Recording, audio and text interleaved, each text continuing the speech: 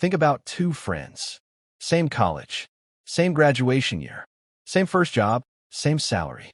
5 years later, one of them is stressed about rent, carrying credit card debt, and wondering where all the money goes every month. The other one just put a down payment on an apartment, has investments quietly growing in the background, and still goes out on weekends and enjoys life. Same income, completely different outcomes. So what happened? It wasn't luck. It wasn't a side hustle. It wasn't crypto.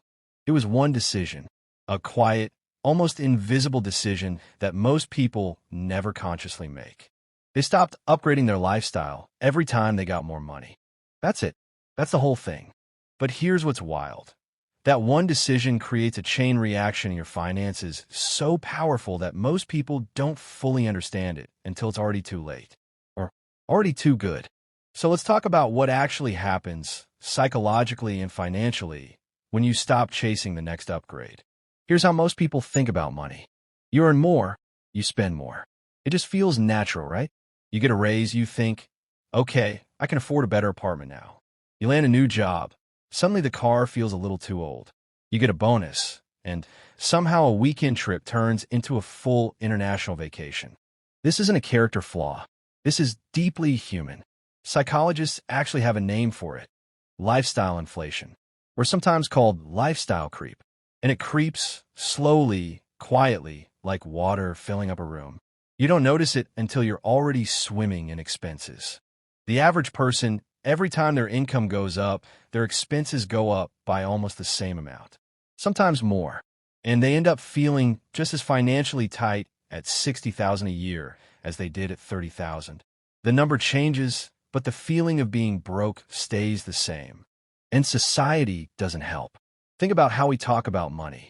When someone gets promoted, the first question is, so where are you moving? When someone starts earning well, everyone expects the wardrobe upgrade, the nicer restaurant, the better phone. We've been taught, culturally, that spending more is the reward for earning more. But that belief is the reason most people stay stuck. Let's break this down simply. When you earn more money, you have two choices about what to do with that extra amount. Choice one, you upgrade your life immediately. Bigger apartment, better car, nicer clothes, more subscriptions, fancier groceries. You feel great for a few weeks, and then that new lifestyle just becomes your normal. And now you need that income just to survive. Choice two, you keep your life roughly the same, and you redirect that extra money somewhere else. Now here's where it gets interesting. Let's say you get a raise of 15,000 rupees per month. In choice one, that 15,000 disappears into rent, lifestyle, habits. It's gone. Every month, it's gone. In choice two, you take even half of that, 7 or 8,000, and you start investing it consistently at a reasonable return of around 12% per year, which Indian equity markets have historically averaged over long periods. That amount compounding over 10 years becomes something that genuinely surprises people when they see the number. But more importantly, it starts working for you. That money is now generating more money. While you sleep, while you work, while you're at dinner with friends. This is the gap that separates the two friends from the beginning of this video. Not income, not intelligence. The gap is what they did with the difference. And there's a psychological layer here that makes this even more fascinating. Research in behavioral economics shows that humans adapt to new circumstances incredibly fast. It's called hedonic adaptation. When you buy a new phone, it feels amazing for about 2 weeks. Then it's just your phone. When you move to a bigger apartment, you're excited for a month. Then it's just where you live. The happiness boost from upgrades fades. Almost always. Much faster than we expect. But what doesn't fade? The security, the options, the quiet confidence of knowing your money is growing. Here's the deeper idea, and this is the part most financial content skips.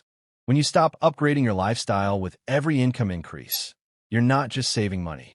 You're doing something much more powerful. You're increasing what's called your savings rate. And your savings rate is probably the single most important number in your entire financial life. More important than your salary. More important than which stocks you pick. Here's why. Think of it this way. If you earn a lot, but save almost nothing, you need to keep working forever just to maintain your life. Your income is the engine, but but there's no fuel being stored. The moment the engine stops, job loss, health problem, market crash, everything collapses. But when you keep your lifestyle stable and let your savings rate grow, something else starts happening. Your invested money begins to generate its own income. Slowly at first, then faster. And at some point, and this is the moment people describe as life-changing, your investments start covering your basic expenses. You don't need to quit your job, but you could. That's the difference. This is what financial freedom actually means. Not being rich, not having a yacht, just reaching the point where your money works hard enough that you have choices. Real choices about where you work, how you spend your time, what risks you can take. And the only way most normal people get there is by resisting the pull of lifestyle inflation. Now here's the psychological insight that ties all of this together. There's a concept called identity-based spending. Most lifestyle upgrades aren't really about comfort. They're about identity. The better apartment isn't just about space. It's about what it signals. The premium brand isn't just quality. It's about belonging to a certain group. We spend money to tell a story about who we are. And there's nothing wrong with that, by the way. But when you understand that's what's happening, you get to choose which story you want to tell. Some people are telling the story of success through their possessions. Others are quietly telling a different story, one about discipline, freedom, and patience. You can't always see it from the outside, but they can feel it every single day. So what do you actually do with this? First, notice the moment. Every time your income increases, a raise, a freelance project, a bonus, a new job, that moment is the most important financial decision point you'll face. Most people don't even realize it's a decision. They just automatically upgrade. Don't let it be automatic. Make it conscious. Second, give yourself a split. You don't have to be extreme. You don't have to live like a monk. A simple rule that works really well. When income goes up, allow yourself to upgrade, maybe 20 to 30% of the increase. Enjoy it. Celebrate it. You earned it. But the other 70%, route it to savings or investments before it hits your regular account, before you see it, before you feel like you have it. Because money you see, you spend. Money you don't see, you invest. That's simple. Third, reframe what an upgrade actually means. The most powerful mindset shift is this. Stop seeing investment contributions as money you're giving up. Start seeing them as the upgrade itself. Because in a very real sense, they are.